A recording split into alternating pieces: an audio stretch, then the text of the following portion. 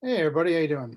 Okay, this is going to be an instructional video for basically people, basically some of the issues I run into when writing for media and digital news reporting at the start of the semester. It's not intended to be judgmental or anything like that, just instructional. And I really want to kind of get everybody off on the right foot. So, just so you know, that basically the one thing again I repeat over and over again is the importance in being simple, simplicity in news journalism and news writing. I mean, even the some of the best writers have that ability to actually just break things down so everybody can understand. Okay, so that means really trying to be as straightforward as possible, and especially in today's world, today's news writing world, there is actually much more of a demand to be as direct and as simple as possible. Okay, so one of the things I run into, first of all, actually, this actually is not so much to do with the news writing, is that you just got to make sure that you actually follow my videos, okay? And you also follow the syllabus and the rules on the syllabus, okay? One of the rules on the syllabus, by the way, is that um, the you have to submit to me a Microsoft Word document, okay, not a PDF. All right, so make sure you know that, okay?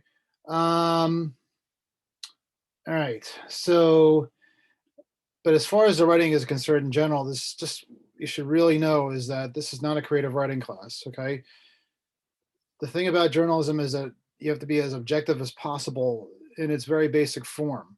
There are forms of journalism where you're allowed to be more creative, like whether it's like maybe like theater criticism or opinion writing or that sort of thing, critical analysis, whatever. Okay, but more journalism is about just straightforward news writing than not. Okay, getting the news to people as quickly as possible. And as I've described to people many times in journalism, um, might look here. Oh, it's actually a little bright here, but there's actually a storm watch alert here. Okay, yeah, and now it just went away again.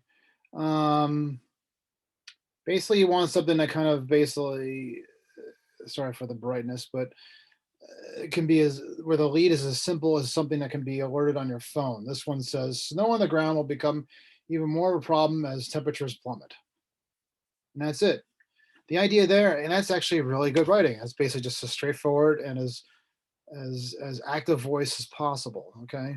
Another thing that you have to keep in mind is that we are only doing third person in this class. Okay, third person, not first person. Okay, first person writing, which is I, me, we, is actually very difficult to do because it could be a bit of a turnoff to write about yourself unless you really have like an interesting story to tell. I can be honest with you.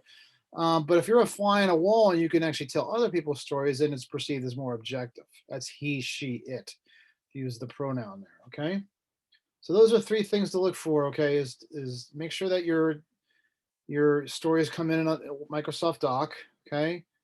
And actually, what I'll do is I will actually this out here. I'm actually going to go over a story too, so I want you guys to know what I do when I edit. So it's got to be a Microsoft document, okay, and not a PDF, okay. Um, Again, we're not a creative writing class, and that means that we're third person, okay, third person voice in this class, okay, very important. All right. Okay. So I'm going to actually like show you guys a couple of examples of stories I that are typically submitted in the early part of a semester, whether I have writing for media or for digital media or whether I have writing for media or digital news reporting. Okay, I realize that people in the digital news reporting actually come from all different backgrounds, all different writing and everything, but I often run into basically, and it could be attributed to any reason, and whether it's a pandemic or maybe it's just the style of the teacher or whatever. But many times I run into a situation where maybe I kind of expect, to be honest with you, you have the background of the writing for media education, and then that way when you enter digital news reporting you actually have the basic foundation of news writing, but as it turns out you don't. So that's why this video is intended for both types of classes. Okay. Um, all right. So let me go to the share screen here. All right. All right. So anyway, let me first show you that what a news story is really supposed to look like. Okay. Probably one of the best things you can do when you look at a news story, and forget that video right there, is actually looking at an obituary. Yes, I know that's a little morbid, but obituaries are probably the best type of writing there is because it's just about as straightforward as possible. And, if you get a little bit too creative, it could be perceived as insensitive and biased and not objective. Okay. Now, many probably never even heard of this name, but there was a former Secretary of State, George Shultz, under Ronald Reagan. He had served actually three different presidential administrations. He died. He was 100 years old. Now look at this story right here. Okay, George Shultz. One of the first things you typically see in this type of story when you're writing a story about a person are the first names. And often what I do in my classes as we write profiles to start. So basically what I want you guys to do is to write about the people and be as straightforward as possible. And especially in today's digital world, there's not a lot of room for adding additional paragraphs, setting up, that sort of thing. You just really want to get people the information they want to know. Again, it's something where the first paragraph can be sent, recirculated as a breaking news alert on your phone. Okay. So George Shultz, the foreign policy giant credited with helping in the Cold War. So basically what you're doing a who, what, where, why, when here. Okay. You have the who, and then you have basically what is he about. Okay. And then that's my dog. And then you have, more about like, why do we care? Okay. All right. Um, and then it actually gets into one paragraph at a time, one sentence at a time. There's really no need to do more than that. Okay. All right. So, all right. So anyway, all right. So basically, what you have is you have basically more. You get into why he died or how he died. So then each paragraph becomes essentially an answer to the questions that needs to be answered. Okay. All right. All right. Um, so, all right. So anyway, um, so you see that right there. Ugh. You see that again. There's really no need for any kind of flourishing adjectives or anything like that. Okay, it's just a need to actually just be as straight and as pointed with the facts as possible. It eliminates bias. Okay, it is objective. And something, again, we have to let the kind of the facts basically speak for themselves. There's really no need to kind of paint these in a colorful way. It's just if you get it's always substance over style. If you get the right information, you're going to not need to write in flourishing language or anything like that to kind of dress things up. You just have facts. Okay. This guy, I mean, obviously, I mean, it's not maybe necessarily fair to compare this guy to everybody else because he has a pretty lengthy resume here. But, you know, everybody's got a story to tell about themselves that kind of distinguishes themselves from somebody else. So you can see right here, there's literally like every paragraph is basically serves as almost like a significant moment in his life, and like it all kind of themes together. They're all kind of winds together into like one string of what makes this important. Okay, what makes this person important? Why do we care? And it's all about him being his history as a noted national figure, and it's telling you why and how he was at, and the fact that he died. Okay, and what kind of impact he had on things, that sort of thing. So it's answering all those questions. Basically, one of the probably the biggest questions being asked is why do we care? Why do we care? Why do we care? All right. All right, so let's go to like a couple of stories now. I actually changed the names so like nobody would be embarrassed or something like that. But two typical stories that I run into. Okay, I actually put my daughter's name here, so basically, like we wouldn't think it's anything else. All right, so actually, here's another thing that actually I want to add to the list of things you should know. Okay, And that is also, we need to keep our paragraphs to either one or two sentences, okay? All right. When I look at that, I see a textbook, okay? When I look at this story right here, okay? This is very long. There's like no pausing there. There's no, you know, there's no ability to actually like really kind of take a breath when you read that. It actually is kind of immediately, no offense. I mean, the writer is very well intentioned, but it's a turnoff, okay? When you see a paragraph that long, okay?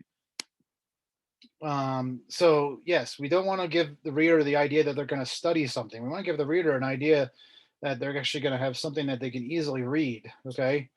All right. So the paragraphs, we can't have them this long, okay? We just can't, okay? They're way too long, okay?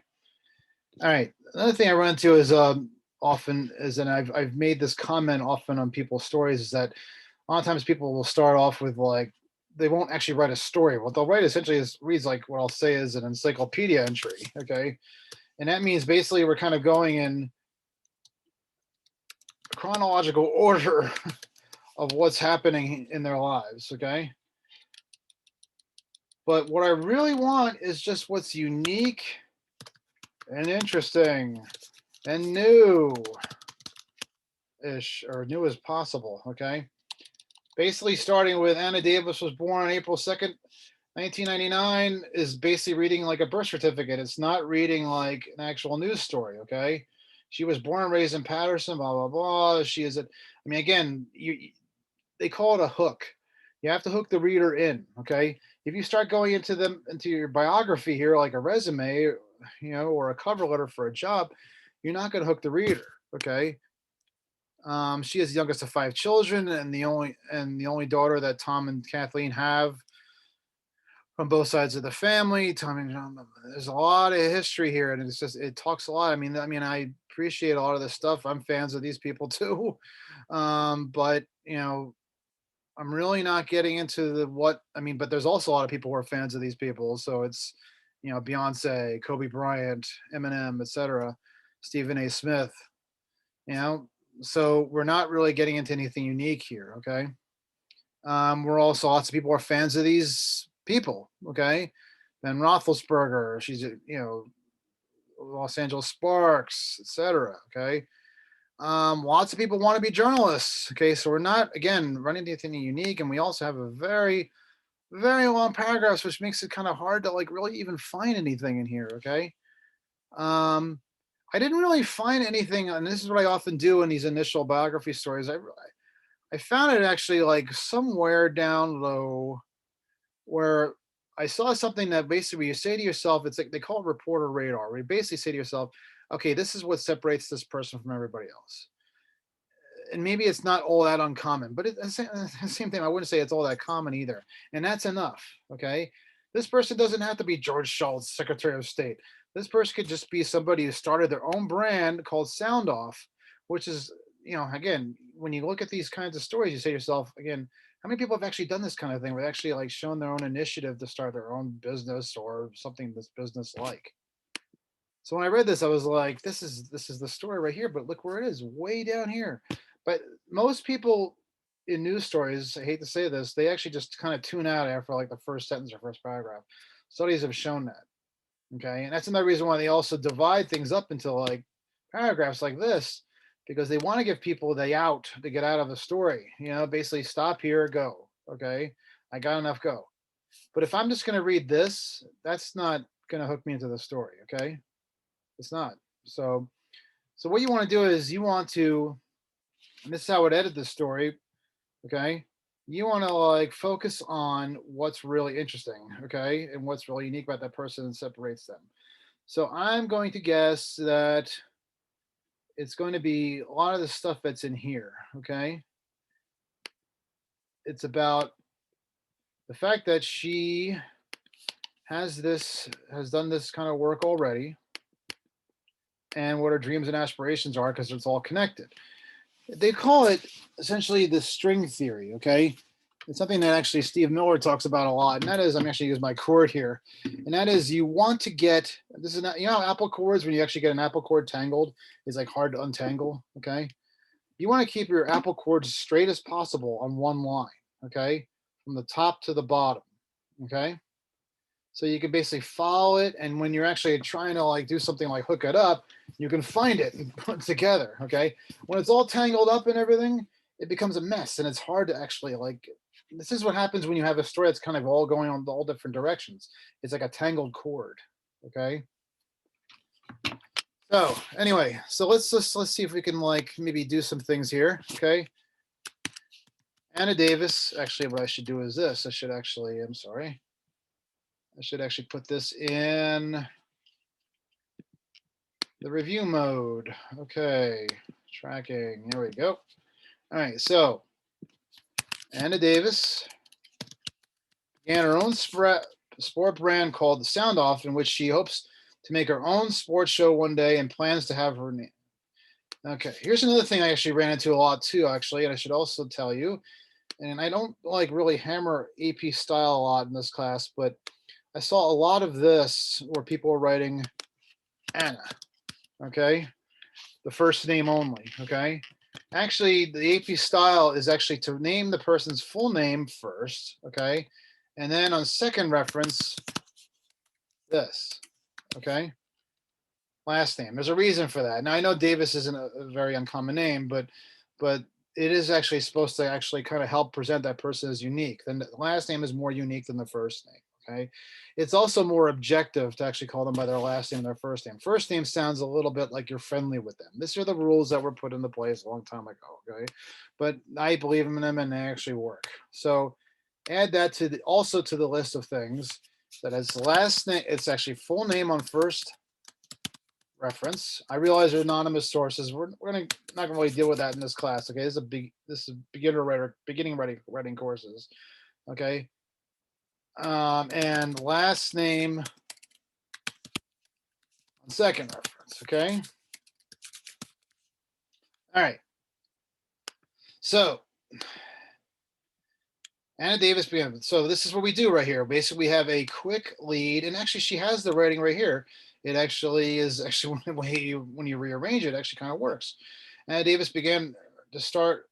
That's actually almost redundant. Okay, started her own brand called Sound Off, in which she hopes to make her own sports show one day and plans to have a sports network named after it.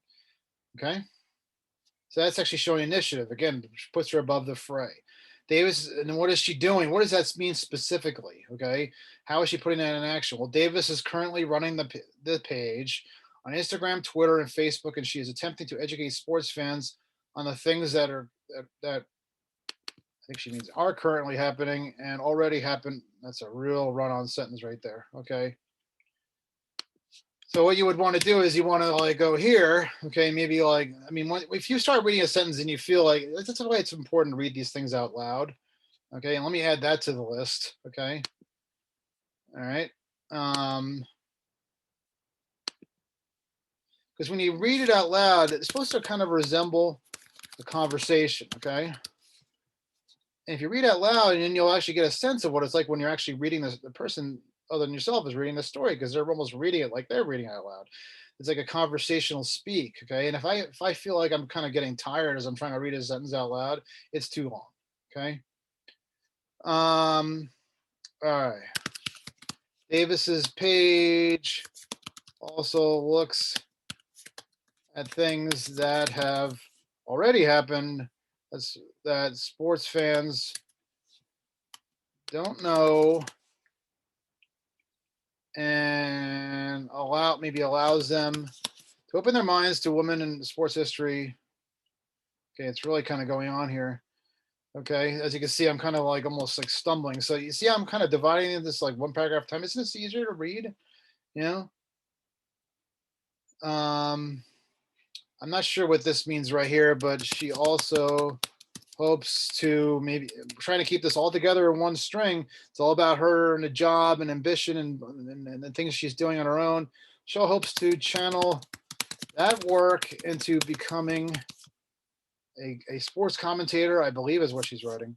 Okay. She also dreams, yeah, like I could actually make that, it could be two sentences, two per paragraph. Okay. She wants to have her own blah, blah, blah. So basically, it's all connected. It's like she has her own brand what she hopes to channel that into, what she hopes to channel that into. Okay. How that idea started. The idea came when she saw the designs of the singer's Beyonce's clothing for Adidas called Ivy Park and Erin Andrews' line She Wear. Okay. That's what they basically would call background, how it all started. So who, what, where, how, why, when. Okay.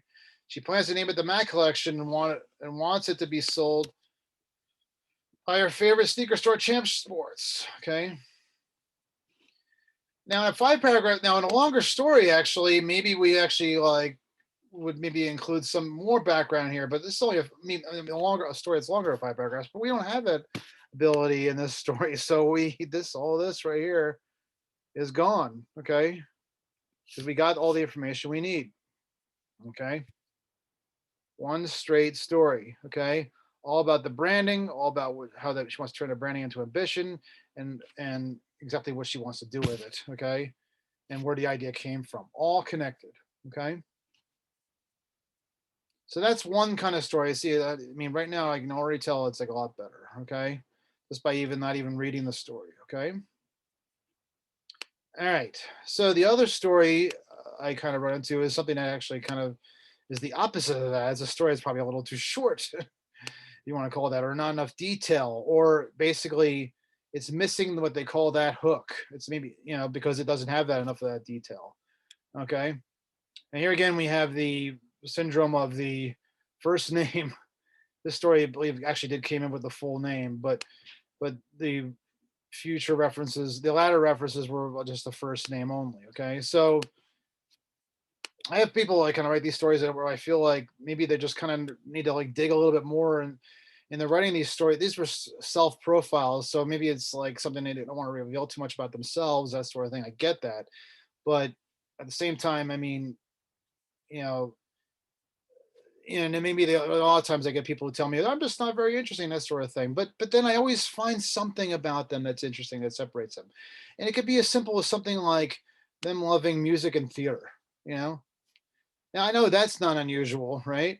But what happens is that this is what they call digging. Okay, digging, digging in a news story is very essential because that's what provides the depth. Okay, to the news story. Okay.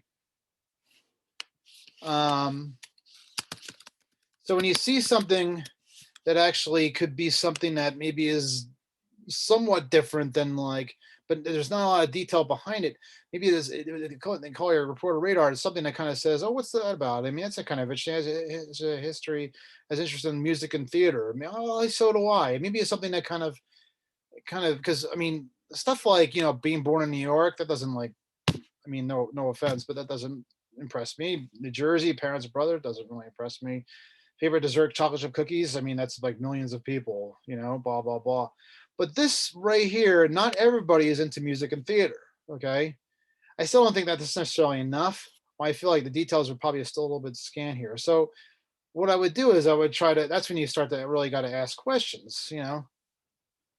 So, one of the things I would ask like is how so, you know, and what often happens I see in this is that we find that person maybe has a history as a dancer, or maybe or actually dancing's not listed, but that's maybe part of the music and theater background, or maybe they've actually acted, okay, or something. And they can, and actually sometimes I've run into they continue to act, okay.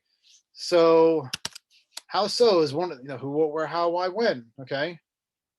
That's one of the questions you can ask. Okay. So what you do is when you actually interview somebody and they give you kind of information that's actually kind of a little bit too common and too bland, you got to like maybe like hone on that one thing that maybe that kind of sticks out a little bit more than the others, and maybe like really zero in on that and start asking the questions.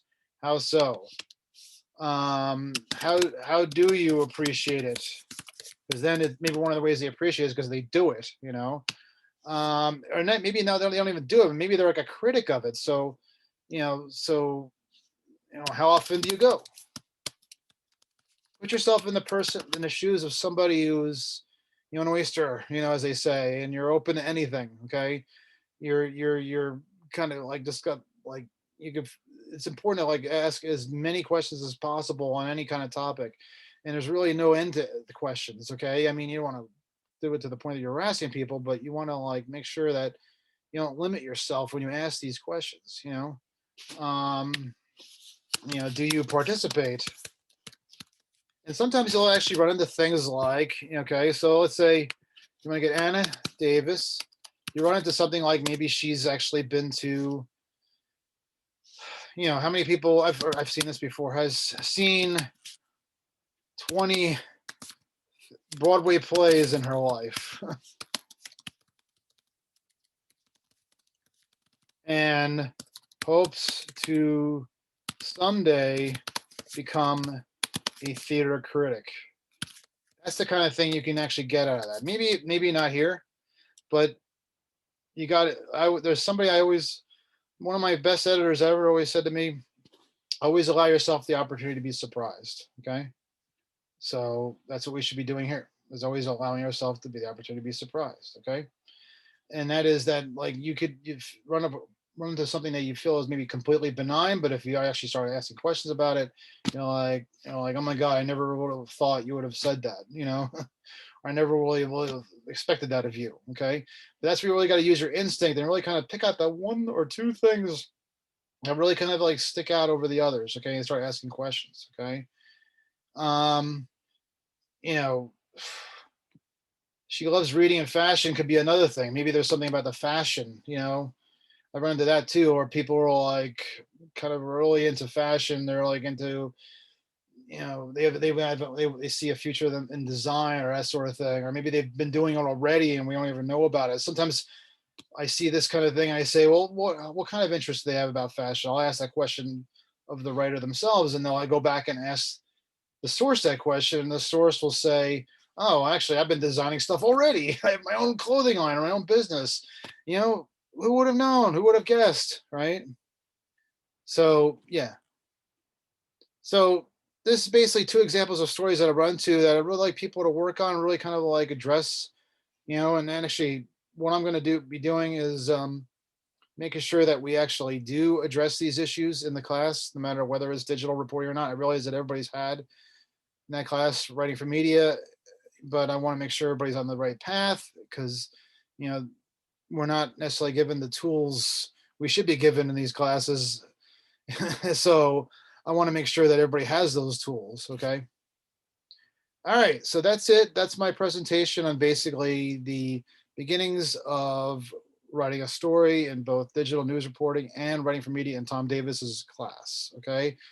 Please use this video. Please look back at it if you can. I've tried to keep it as succinct as possible. All right. Thanks very much. And I will be talking to everybody. I'll see you.